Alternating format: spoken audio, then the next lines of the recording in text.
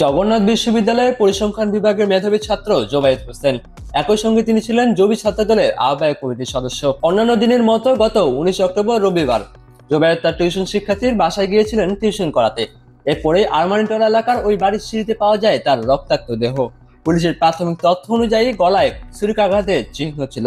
জানা গেছে সন্ধ্যায় টিউশন করতে যাওয়ার পরেই এমন ঘটনা ঘটে।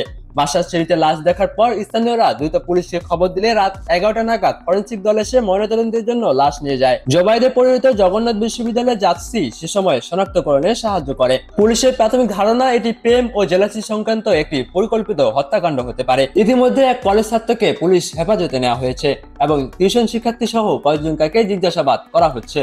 তবে মামলার আনুষ্ঠানিক চার্জশিট দেরিতে আসায় বিশ্ববিদ্যালয় এলাকায় তীব্র উদ্বেগের সৃষ্টি হয়েছে। এই নৃশংস ঘটনার প্রতিবাদে বিক্ষোভে নেমেছে ছাত্রদল ও সাধারণ শিক্ষার্থীরা। দ্রুত বিচার ও দোষীদের দৃষ্টান্তমূলক শাস্তির দাবি করছেন তারা।